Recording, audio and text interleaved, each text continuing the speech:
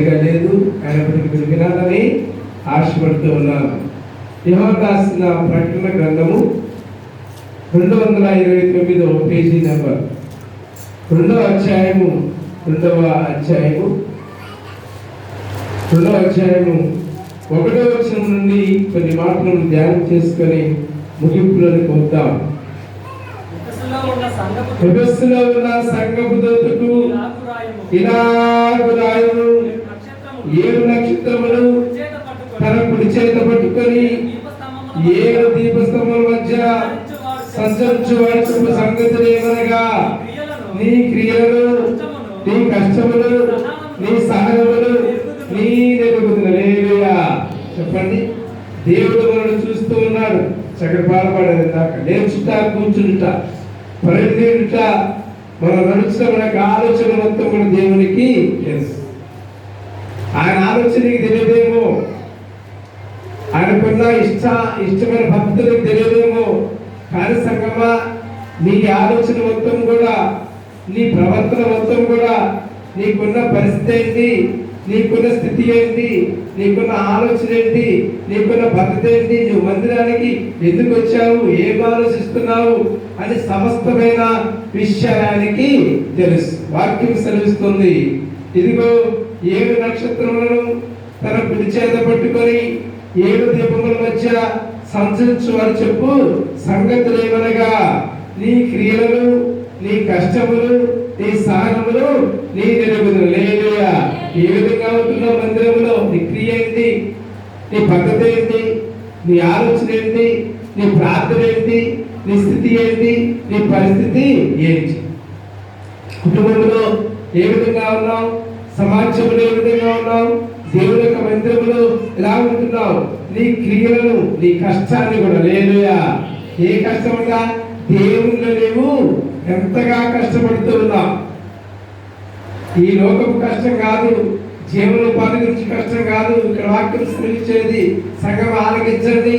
ఉదయం లేచిన మొదలుకొని సాయంత్రం వరకు 8 కాడ నుంచి ఇదిగో 5-6 వరకు మనకి జీవనోపాధి కొరకు ఎంతగానో కష్టం చేస్తాం. అవునా కదా? ఎంతగానో కష్టం చేస్తావు. మరి ఏ సేవ నుంచి నువ్వు ఎంత కష్టపడ్డావు? లేదుయా. నీ కష్టం నాకు తెలుసు, నీ కష్టం నాకు తెలుసు.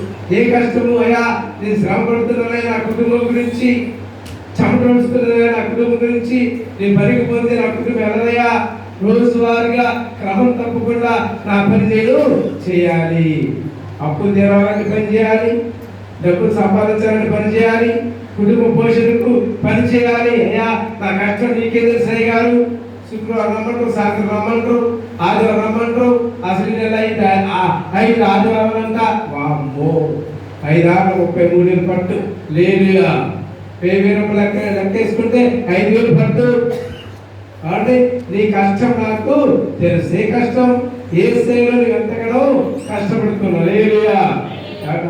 వాక్యం ఆత్మీయులు గలవాడు విరుడుగాక అదే మాట తర్వాత కాబట్టి దేవదేవుడు, ఇదిగో నీ క్రియలను, నీ కష్టములు, నీ సహనము నేను తెలుగుతుంది. దేవుడు ఎంత సహనం ఉంది, ఎంత ఓపిక ఉంది, ఎంత భక్తి ఉంది, ఎంత నిరీక్షణ ఉంది. దేవుని శోధించే శక్తి నీకుందా? దేవుని ప్రార్థన చేసే శక్తి నీకుందా? దేవుని అడిగే కాబట్టి ఆ యొక్క ఆరాధన నీకుందా? లేదుయా. నిజంగా సంగమా, మనసు మార్చుకోవాలి. ఈ 40 దినాల ఉపవాస కూడికలోనే కాదు, మన జీవితాంత కాలము యేసేలో అండి మనము కూడా శ్రమపడాలి. యేసేని గురించి శ్రమపడ్డాడు, కన్నులు తిన్నాడు, ఒళ్ళ గంట పెట్టుకున్నాడు, రక్తం చిందించాడు, కాళ్ళకి వేగులు కొట్టించుకున్నాడు, చేతుల వేగులు వచ్చాడు, తనకు ముళ్ళ గిరీటం పెట్టాడు, ఆ నోటికి చేతి చిరకాలు ఇచ్చాడు. కాబట్టి మీరు మా ఇంటికి వచ్చి బాగా తెప్పిస్తుంది, బాగా దాహం వేస్తుంది, మంచిగా ఉండండి, కప్పుకున్న ఉప్పిలు ఇచ్చినాం అనుకోండి, ఎంత సంగతుమో, ఎంత గురితో. అవును కదా? ఇంట్లో బిందె ఉన్నాయి మంచి నీళ్ళు, కానీ అమ్మగారు నీళ్ళు ఇచ్చారు, అవతల బిందులు ఇచ్చారు. లేదుయా. స్పష్టమే కదా? ఈ మాట స్పష్టమే. ఎందుకని? ఒకవేళ మంచి నీళ్ళు ఇస్తే నువ్వు తృప్తి పడతావు, కానీ యేసయ్య కూడా దాహము దామని అడిగితే ఆయనకి చేయించని కాదు ఇచ్చాడు. వాడిని పాడేయమండి. అందుకే వాక్యం సెలవిస్తుంది, నీ కష్టం తెలుసట, నీ సహనముని ఎరుగును, నీవు దృష్టిలో సహింపవలని అపోస్తులే కాకి తమ అపోస్తులని చెప్పుకునే వారిని పరీక్షించి వారి అబద్ధికులను నీవు కనుగొంటివి. హల్లెలూయా. చాలా మంది చేస్తారు, మేము అపోస్తులమండి, మేము యేసే నమ్ముకున్నామండి, మాకు చాలా భక్తి ఉందండి అని సమాజానికి ఒక రీతిగా, లోకానికి ఒక రీతిగా, సంఘానికి ఒక రీతిగా ఉండే మనుషులు ఈ రోజున ఉన్నారు. నిజమేనా?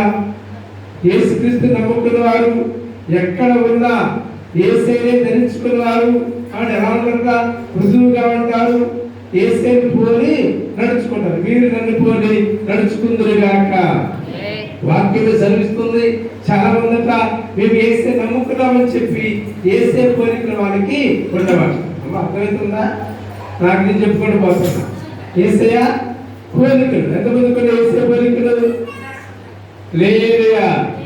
వచ్చి ఎంత మా అయ్యగారు గొప్ప నాకు యేసే పోలికలు అంటే మనం ఎవరు చెప్పండి? అసలు యేసే అన్న మానవుడిని ఆయన పోలికగా సృష్టించాడు. నీవే. అందుకే మనకి ఏ విగ్రహాలు ఉండవు, ఏ విగ్రహాలు ఉండవు. ఒకవేళ యేసే ఎలా ఉంటాడు అని నీకు డౌట్ వస్తే, యేసే ఎలా ఉంటాడు అని నీకు ఒకవేళ అనుమానం వస్తే నువ్వు అర్థం ముందుకు పో. హల్లెలూయా. ఎక్కడికి పోవాలండి? అర్థం ముందుకు పో. యేసే నిన్ను వలె ఆయన తండ్రట మానవుడిని ఎలా సృష్టించాడు? ఆయన పోలికగా. హల్లెలూయా. ఆయన పోలికగా నీకున్న ముఖ్యే, నీకున్న కండే కావండి ఆయన కూడా ఉన్నాయి. సంగమా వాక్యం స్పష్టంగా సెలవిస్తుంది. చాలా మందిగా మేము యేసే నమ్ముకున్నామని చెప్తారు, అపోస్తులని చెప్తారు, క్రైస్తవులని చెప్తారు. కానీ క్రైస్తవ మార్గములో, అపోస్తుల మార్గములో యేసుక్రీస్తు బోధన వాళ్ళు స్థిరపడరు, యేసుక్రీస్తు బోధన వాళ్ళు నడవలేరు అని తెలుసుకున్నాను వాక్యం సెలవిస్తుంది. చూసినట్లయితే చూడండి, 5వ వచనం, 4వ వచనం, ఆయనను మొదటి నీకున్న ప్రేమను వదిలితివి, నేను నీ మీద తప్పు ఒకటి మోపవలసినది. హల్లెలూయా. మొదటి ప్రేమ నువ్వు ఎదిసావుగా, మొదటిలో ఉన్న ప్రేమ నుండి నువ్వు వదిలిపోయినావట, తీసివేసుకున్నావు. బాప్తిసం తీసుకున్నప్పుడు ఏమంటావు? ఆ రోజున పరిశుద్ధ ఆత్మ పావురమనే దిగొచ్చింది మీదికి. కాబట్టి పావురమనే దిగొచ్చింది. ప్రమాణాల మీద ప్రమాణాలు, వాగ్దానాల మీద వాగ్దానాలు. మా సంఘం చూస్తా ఉంటే, అయ్యా నేను మాత్రానికి ఇక లోకం జరుగుపోను, తిరుగుబోతులు జరుగుపోను, తాగుబోతులు జరుగుపోను, కాబట్టి అబద్ధ మాటలు, అర్థమైన మాటలు మాట్లాడను, నా ఇచ్చ ప్రకారంగా జీవించను, నీ ఇచ్చ ప్రకారంగా జీవిస్తానని ఆ రోజున మొదటి ప్రేమని చేశాక వదిలివేశారు. హల్లెలూయా. భక్తులుగా మీరు ఉండాలి సంగమా. అంటే ఆశాభాషగా నేను చాలాసార్లు చెప్పాను. నిజంగా నువ్వు బాప్తిసం తీసుకున్న రోజు ఎంత భక్తి ఉన్నావో చివరి వరకు నమ్మకమైన ఉందిగాక. నమ్మకమైన ఓ సంగమా, నీకు అప్పగింపబడిన పనికి తలుపునిచ్చుమా. నమ్మకమైన ఓ సంగమా, నీకు అప్పగింపబడిన పనికి తలుపునిచ్చుమా. మోసయుక్తుగా పరిపాలి చక్కువా, మోసయుక్తుగా పరిపాలి చక్కువా.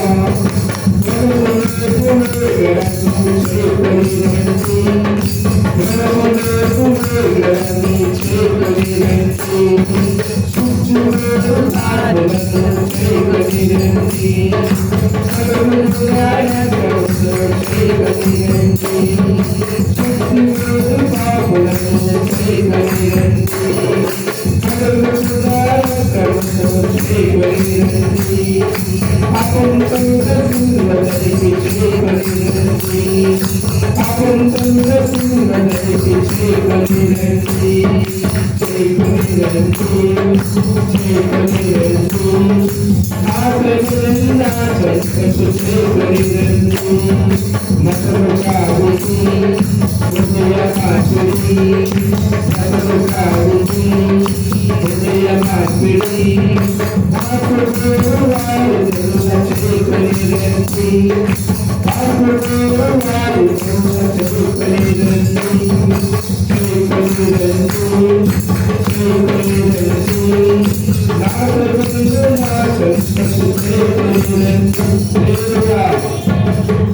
బాప్తిస్మము తీసుకునేటప్పుడు ఏ విధమైన మొదటి ప్రేమ నీలో ఉందో, క్రైస్తత్వాన్ని నమ్ముకున్నప్పుడు, యేసుని నమ్ముకున్నప్పుడు ఏ విధమైన ప్రేమ నీలో ఉందో ఆ విధమైన ప్రేమ చివరి వరకు కొనసాగింపుగాక. మధ్యలో వదిలిపెట్టకూడదు. కాబట్టి భర్త భార్యం చేసుకున్న తర్వాత నాకు ఇష్టం లేదని చెప్పకూడదు. ఎటువంటి తప్పు చేసినా, ఎటువంటి పొరపాటు చేసినా, కాబట్టి అత్తగారి కుటుంబాన్ని అవమానపరిచిన, భర్తను నిందించిన, హేళన చేసిన సంగమా ఆ ప్రమాణాన్ని మర్చిపోకూడదు. నేను నీ జీవితాంతకాలం నీకు తోడుగా ఉంటానని భార్య చెబుతూ ఉంటాను. ఒకవేళ భర్త కూడా అదే ప్రమాణం చేస్తారు భార్యతో. జీవితాంతకాలం కష్టంలో, నష్టంలో, సుఖంలో, బాధలో జీవితాంతకాలం నేను నీకు తోడుగా ఉంటాను, నాకు అవసరం లేదు అని భర్తను ఇప్పుడు కూడా అను. సమాజం పాడైపోయి తెలుసా, మాట మీద నిలబడకపోవడం. ఏనాడైతే మొదటి ప్రేమను వదలడం వల్ల, ఆనాడు వివాహం జరిగేటప్పుడు ఏ విధమైన ప్రేమ భార్య భర్తలో ఉన్నదో ఆ విధమైన ప్రేమ చిరకాలం భర్త మరణించేంత వరకు, భార్య మరణించేంత వరకు, ఎవరిని నీవు మట్టిలో కలిసేంత వరకు నిజమైన ప్రేమను కలిగి ఉందిగాక. అందుకే దేవుని దగ్గరికి వరుడుగా ఉన్నాడు, వధువుగా సిద్ధపడి బాప్తిస్మము వరుడు ద్వారా వధువుగా వేసే చెంతకు వచ్చిన నీ వాక్యం సెలవిస్తుంది. చూసినట్లయితే ఆయనను మొదట నీకుండిన ప్రేమని వదిలితివని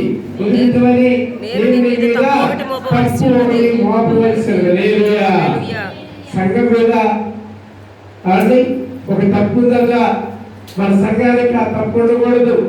ఒకవేళ మన సంఘం కనుక ఆ తప్పులు ఉంటే, అయ్యా నేను మొదటి ప్రేమను బాప్తిస్మం తీసుకున్న రోజు ఏ విధంగా అయితే ప్రమాణం చేశానో, యేసులోకి వచ్చిన తర్వాత కడ వరకు జీవితాంతము నా పరుగును తొలగించేంత వరకు కూడా నీ కిరీటం పొందే వరకు కూడా నేను విశ్వాసంగా ఉంటానని ఏ విధంగా మాట ఇచ్చావో, ఒకవేళ మాట తప్పుకుంటే నీ మీద తప్పు ఒకటి మోపవలసినది. హల్లెలూయా. మరి ఎవరట దేవాదేవుడు అంటున్నాడు, నీ మీద తప్పు ఒకటి మోపవలసినది. అందరూ యథార్థంగా ఉంటారా? ఉండలేం. నీతిమంతుడు లేడు, ఒక్కడు లేడు, ఎవరు లేడు. ఆయన నీతిమంతుడు. కాబట్టి సంగమా మనం కూడా సరిదిద్దుకోవాలి. సరిదిద్దుకునే బాటలోకి నీవు రావాలి. వాక్యం చెప్పబడుతోంది 5వ వచనంలో, నీవు ఏ స్థితిలో నుండి పడితివో అది జ్ఞాపకం చేసుకొని మారుమనసుపొంది ఆ మొదటి క్రియలు చేయుము. హల్లెలూయా. చాలా మంది నిర్లక్ష్యం అండి. ఎంత నిర్లక్ష్యం అంటే, దేవుడు ఎవరో తెలుసు, యేసుని ఎలా ఆరాధించాలో తెలుసు, యేసుని ఎలా పూజించాలో తెలుసు, యేసుకి ఎలా లోబడాలో తెలుసు, యేసుని ఎలా హెచ్చించాలో తెలుసు.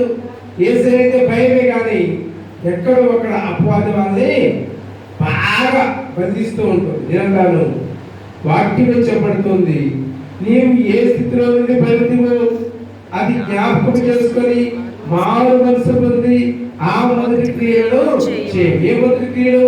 బాప్తిస్మం తీసుకున్నంత కాలంలో, యేసును వేడుకుంటున్న కాలంలో, మొదటిగా నువ్వు క్రైస్తవంలోకి వచ్చినప్పుడు ఏ విధమైన సంతోషము, సమాధానం, ఆనందం నీలో ఉందో అదే ఆనందము, అదే సంతోషము, అదే ఆశ చివరి వరకు. మధ్యలో ఎన్ని సమస్యలు వచ్చినా, ఎన్ని ఆటంకాలు వచ్చినా, ఎన్ని అపవాద క్రియలని అడ్డగించినా, కానీ ఎన్ని శోధనలు వచ్చినా అన్నిటిని తాలుకొని తట్టుకొని నువ్వు యేసు చెంతకి చేరుదువుగాక. అర్థమవుతుందా? ఎంతమందికి ఇష్టం ఉంది? అయ్యా నాకు చాలా సమస్యలు ఉన్నాయా, మీకే తెలుసు అంటారేమో, నాకు అన్ని తెలుసు. హల్లెలూయా. నేను కూడా సమస్యల వలయం నుండి వచ్చేసా, సుడిగుండాల నుండి వచ్చేసా, ఆటుపొట్టు నుండి వచ్చేసా, అనారోగ్యం నుండి బయటపడ్డా, అప్పుల బాధ నుండి బయటపడ్డా. కాబట్టి కుటుంబ పరిస్థితులు తెలుసు, సమాజంలో మనల్ని ఏ విధంగా చూస్తారో తెలుసు. నువ్వు నీతిమంతుడిగా ఉంటే, నువ్వు రాత్రిపరుడిగా ఉంటే, నువ్వు సత్యవంతుడిగా ఉంటే ఏ విధమైన ఆటంకానికి వస్తాయో తెలుసు. కానీ అన్నింటినీ ఏం చేయాల? తానుకొని తలుచుకోవాలి. వాక్యమే సెలవిస్తుంది, ఇదిగో మారుమనసు పొంది ఆ మొదటి క్రియలు చేయము, అట్లు చేసి నువ్వు మారుమనసు పొందితేనే సరి. లేని అలా నేను నీ యొద్దకు వచ్చి నీ దీపస్తంభమును దాని చోటు నుండి తీసివేతును. హల్లెలూయా. మనసు మార్చుకుంటే సరే. ఎన్నిసార్లు చెప్తాం? ఎన్నిసార్లు చెప్తాం? వాక్యమే సెలవిస్తుంది, మనసు మార్చుకుని నా వైపు తిరిగితే సరే.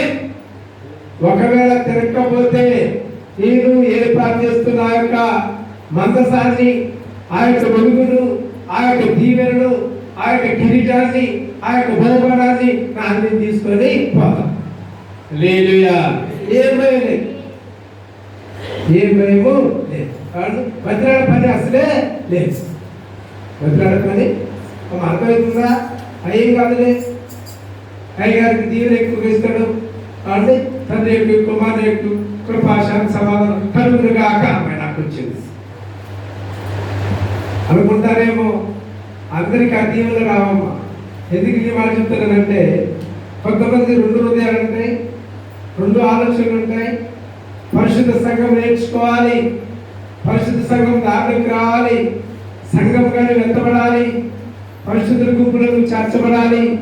సభ్యత్వం తీసుకున్న నీవు, యేసు రక్షణ కొనసాగే నీవు, ఒకవేళ నీవు గనుక దారి తప్పితే వాక్యమే సెలవిస్తుంది, నేను నీ యొద్దకు వచ్చి నీ దీపస్తంభమును దాని చోటు నుండి తీసివేతును. హల్లెలూయా. ఎన్ని ప్రార్థన చేసినా ఉపయోగము పడదు.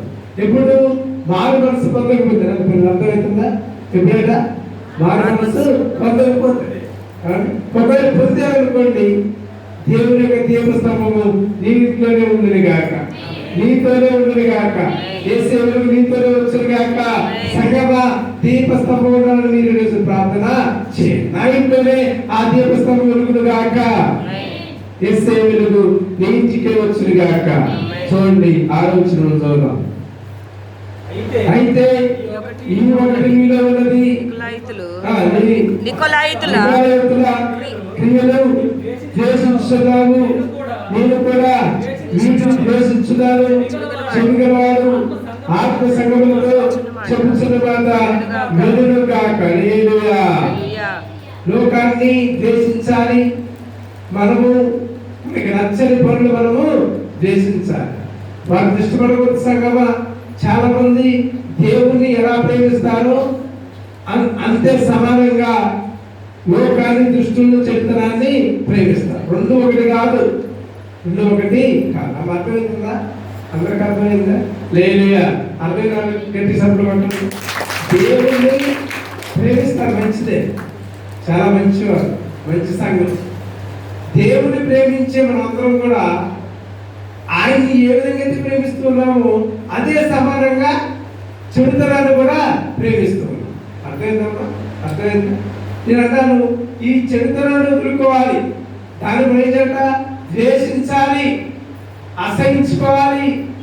చీడ పురుగును చూసేట్టు మనము చూడాలి. వంత పురుగు. హల్లెలూయా. ఏ పురుగట? ఎంతమంది ఇష్టపడతారు వంత పురుగుని?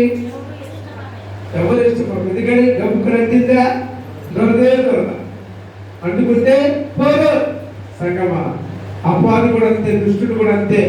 అనుకోండి పోని, కానీ నీ చుట్టే తిరుగుద్ది, నీ చుట్టే తిరిగింది. నేను ఒకసారి చెప్పా, యేసయ్య మన గురించి విజ్ఞా ప్రార్థన చేస్తాడు, మన గురించి ఇంకొకరు ప్రార్థన చేస్తాడు. అపవాది. హల్లెలూయా. అపవాది కూడా ప్రార్థన చేస్తాడు. నీ ఇంట్లో ఇతరే నాకు కావాలా, ఏమే నాకు కావాలా, ఆ కుటుంబమే నాకు కావాలి, ఈ కుటుంబం నాకు చాలా ఇష్టం, మందిరానికి పోయేదిగా, అయితే నా వాళ్ళే వీళ్ళంతా. ఎవరు రండి? నా వాళ్ళు. అర్థమవుతుందా? అపవాది సంబంధులు ఎవరంటే దేవుని మాట విని వారు. సంగమా, అందుకే వాక్యం సెలవిస్తుంది, ఇదిగో చెవిగల వాడు ఆత్మ సంగములతో చెప్తున్న వాడు వినుగాక, జయించు వారికి దేవుని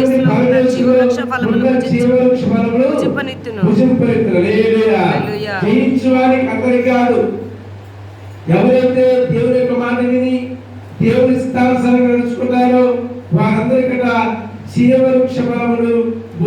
ఫలమిత్తును. హల్లెలూయా. అందరూ కూడా ఆ జీవవృక్ష ఫలములు భుజించుదురు గాక, సంతృప్తిగా ఉందిరు గాక, సంతోషంగా ఉందిరు గాక, సమాధానంగా ఉందిరు గాక, ఆరోగ్యంగా ఉందిరు గాక, సంపదతో ఉందిరు గాక. అలా ఉండాలంటే ఏం చేయాలి? యేసయ్యనే దేవుణ్ణి ప్రేమించాలి. మనకున్న చెడు తలంపులను, చెడు మార్గాలను, చెడు అలవాట్లను దూరము చేయాలి. మొదటి క్రియలు చేయాలి. మొదట క్రియలుగా ఇవి ఎందు నిమిత్తమైతే యేసు నామములోకి వచ్చావో అదే ప్రేమను చివరి వరకు కలిగి ఉందుగాక. మంచిది. వచ్చే కార్యక్రమం వద్దాం. అందరూ కూడా మోకాళ్ళ వేసి, అయ్యా నువ్వు నన్ను ఏ స్థితిలో పిలుస్తున్నావో నీకు తెలుసు. నా సహనము, నా కష్టము, నా బాధ, నా దుఃఖము, నా వేదన సమస్తము తెలిసిన వాడా, అయ్యా నీ జీవవృక్ష ఫలమును నాకు ఇవ్వండి. నీ దీపస్తంభాన్ని ఆయనలో వెలిగించండి. ఒకవేళ అయ్యా నేను చేసిన క్రియలు బట్టి, నేను చేసిన తప్పిదములు బట్టి, నేను చేసిన మోసములు బట్టి, నేను చేసిన తరములు బట్టి దీపస్తంభాన్ని తీసివేసామేమో ఆయనతో నుండి, అయ్యా రైతు దయచేసి నీ దీప స్తంభాన్ని నాయకులో ఉండేటట్టుగా ఆ బిడ్డ అక్కియండి ప్రార్థన చేసుకోనండి. అందరు ప్రార్థన చేసుకుంటూ ఉండగా ఆ యొక్క శరీరము, ఆ యొక్క